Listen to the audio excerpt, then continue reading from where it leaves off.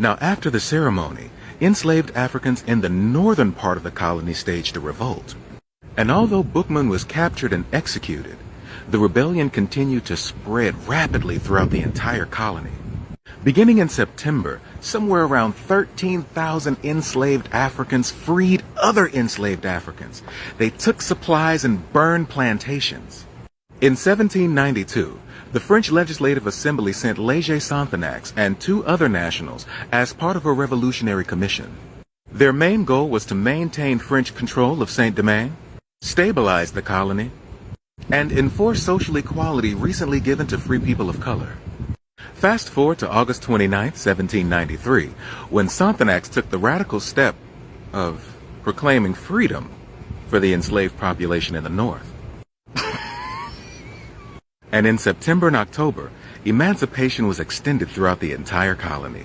And now we get to Toussaint Louverture, who was born a slave in the colony of Saint-Domingue, later became a free man, and he began his military career in 1791.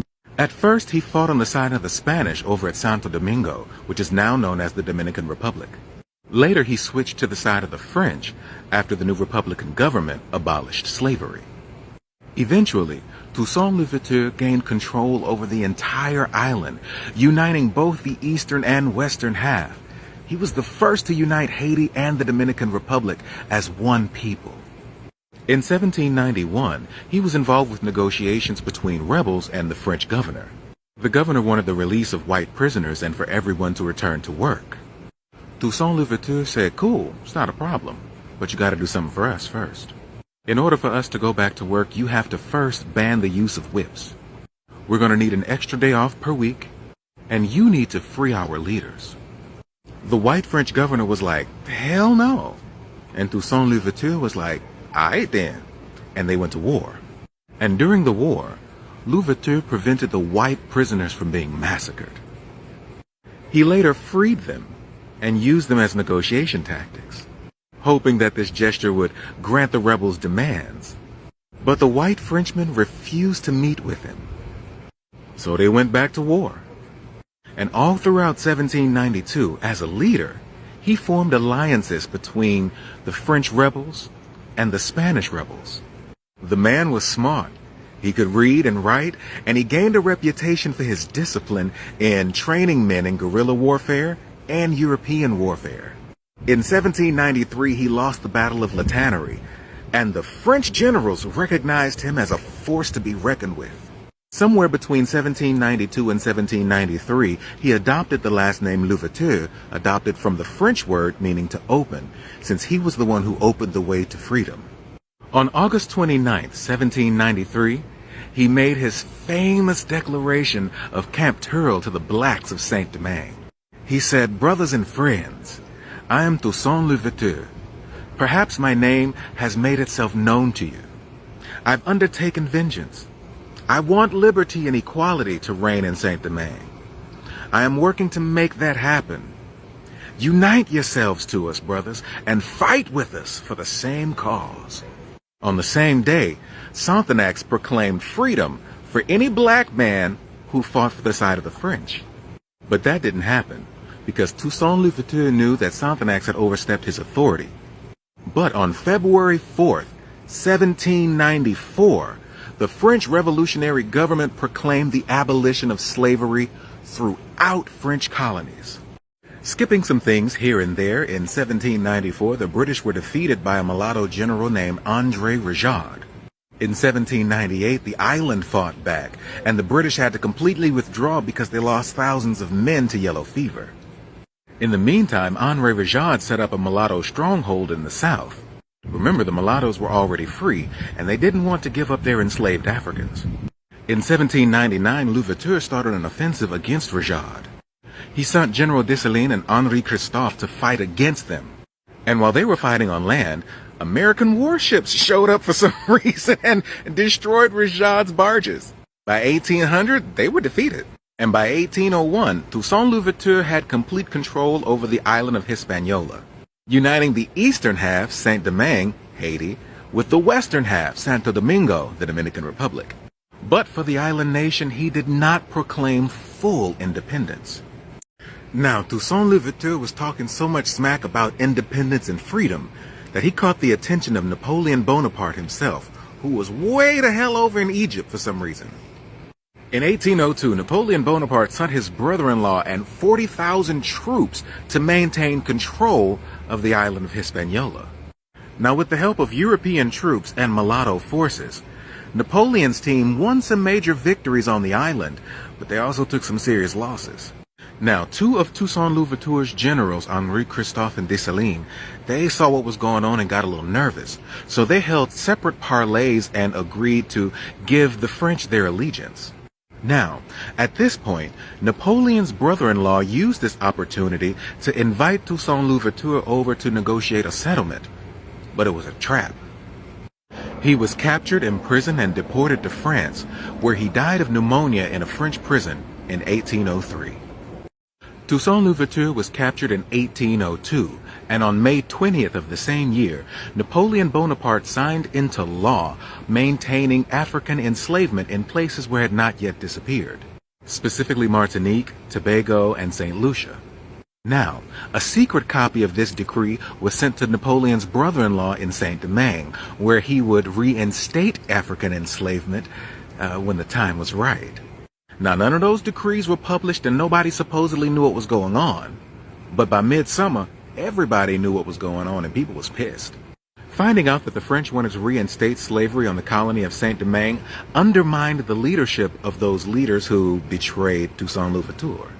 So his betrayers, Henri Christophe and Dessalines, rounded up black people and they went to war with the French. It was bloody, it was bad, but they went to war and they won.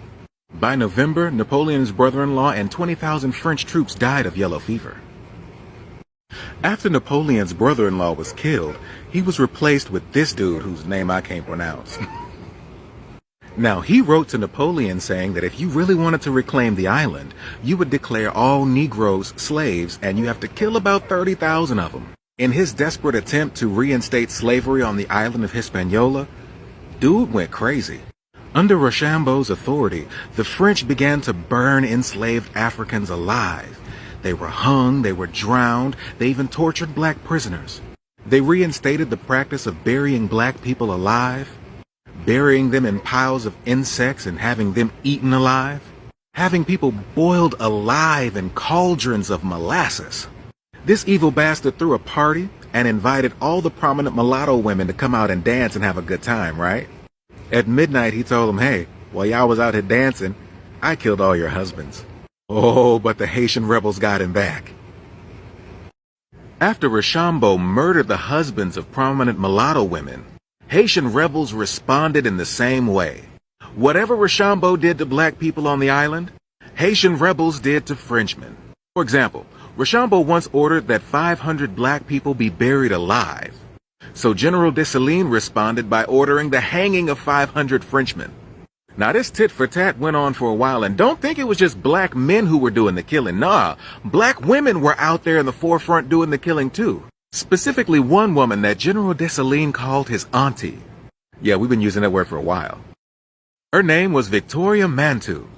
You see, before the revolution started, she and General Dessalines were enslaved on the same plantation. She was a little bit older than he was, and she looked at him as a nephew, and they continued to remain close throughout their entire lives. She was born in the kingdom of Dahomey, present-day Benin, and she might have been a soldier over there, but we don't know for sure. But we do know she fought in the Haitian Revolution, and she was kicking ass everywhere she went. She was a highly skilled warrior, midwife, healer, and she organized slave rebellions. Not only was she fighting alongside the men in the Haitian Revolution, but she actually led them in battle in a few occasions. She carried a fox in one hand. She carried a hoe across her shoulder and an indigo knife hanging at her side. She was a bad girl. Now, eventually during the revolution, she was caught and became a prisoner of the French. But in 1804, when Dessalines was declared Emperor of Haiti, he made her Duchess of Haiti. At the end of her life, she got sick, and the Emperor of Haiti urged a French doctor to do his best to save her, saying, "That's my auntie, man. Save my auntie's life." And when she eventually died, she was given a state funeral. May history never forget Victoria Montou. And we're back, but first, let's take a moment with this shirt real quick. I like that. Had to bring it inside real quick, the wind strong. Now, after Rochambeau received new troops from France, he sent General Clausel to Port-de-Paix, where they were met with a force of nature the world had never seen. His name was François Capeis, and he was born in Port-de-Paix. He led his troops into battle against Clausel, but he lost the first battle, but he came back with a vengeance. He got some much-needed ammunition by capturing Petit Fort. Afterwards, he set his sights on the island of Tortuga, but there was a slight problem. How do you get to an island and you ain't got no ships? He came up with the perfect solution. He made a raft out of tying some planks together. On the night of February 18th, 1803, under the command of Vincent Louis, 150 men got together on these rafts and made it to the island of Tortuga. Now, when they made it to the island of Tortuga, they ran upon a French garrison, and for a while, they was kicking the French's behind. But the French eventually regained control and defeated Vincent, who escaped with some of his men. Now, those who didn't escape were captured and tortured to death by the French.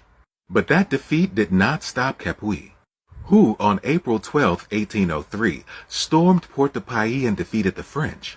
Soon after, Vincent got on his raft, sailed to Tortuga, and defeated the French, and the French never touched Tortuga again. Now, on April 18, 1803, General Dessalines ordered Capeis to take Vertières. Now, Vertières is a fort situated on the top of a hill. Now, Capeis and his injured demi-brigade failed to take Vertières not once, but twice. And this ain't do nothing but piss Capeis off. So he got on his horse and gathered more men, yelling, "Forward! Forward!" This time around, 1,000 men died. So he gathered more troops and he got on his horse again and compelled his men to fight with him, yelling, "Forward! Forward!" And while he was at the head of his army, his horse was hit by a cannonball, knocking him to the ground. He took his sword and ran back to the forefront, yelling, "Forward! Forward!" At that moment in the battle, his hat was shot off his head. Filled with rage, he flung himself to the front of the assault, yelling, "Forward! Forward!" Now Rochambeau and his men were watching this, and they started shouting, "Bravo! Bravo!" Now I can't clap because I got a thing in my hand. And just then, all firing ceased, and the battle was still. At that moment, a French officer hopped on his horse and rode directly toward François Capeis. And with a loud voice he shouted, "General Rochambeau sends compliments to the general who just covered himself with such glory." He saluted the Haitian warriors, returned to his position, and the fight continued. François Capeis gained so much respect from the French during battle that the following day, Rochambeau sent an officer to the Haitian headquarters with this message. "The Captain General Rochambeau offers this horse as a mark of admiration to the Black Achilles to replace the one of his that the French army regrets having killed." That's right, the French were so impressed with him in battle that they replaced the horse of his they killed and then gave him the name the Black Achilles. Sadly, on October 8, 1806, François Capeis, the Black Achilles, the man who made the French stop a battle to celebrate him, and then they replaced his horse. This man was killed by assassins on the orders of Henri Christophe, his friend. Sometimes it be your own people. Now, Rochambeau's brutal tactics of burning, boiling, and mutilating black bodies accomplished one thing. It united the mulattoes and the blacks and gave them a common enemy. Due to centuries of institutional racism and white supremacy, their enemies used to be each other. But now, it's the French. Now, as the tide turned towards those fighting for freedom, for liberation, for the end of enslavement, guess what Napoleon did? He gave up. He gave up on the idea of a French New World Order, and in 1803, resumed the war between France and Great Britain. Now, back on the island, Rochambeau's numbers began to dwindle because the Royal Navy were in control of the seas, and he couldn't get supplies nor reinforcements. In order to concentrate more on the war between France and Britain, Napoleon sold Louisiana to the United States for 3 cents an acre. Meanwhile, Dessalines, who was in charge of the Haitian army, defeated Rochambeau at the Battle of Vertières. Then on January 1st, 1804, Dessalines declared independence from France. He then called this newly freed, independent black island nation by its indigenous Taino name, Haiti, land of high mountains. Now, many Frenchmen left the island before the war was over, seeking refuge in Cuba, and some even came here to Louisiana. And those who stayed faced the wrath of Dessalines. Unlike Toussaint Louverture, Dessalines didn't really care what happened to the whites after the war was over. In an act of final retribution, about 2,000 Frenchmen were killed at Cap Français, about 900 were killed in Port-de-Paix, and about 400 were killed in Jeremy. Afterward, he issued a declaration saying, "We have repaid these cannibals war for war, crime for crime, and outrage for outrage."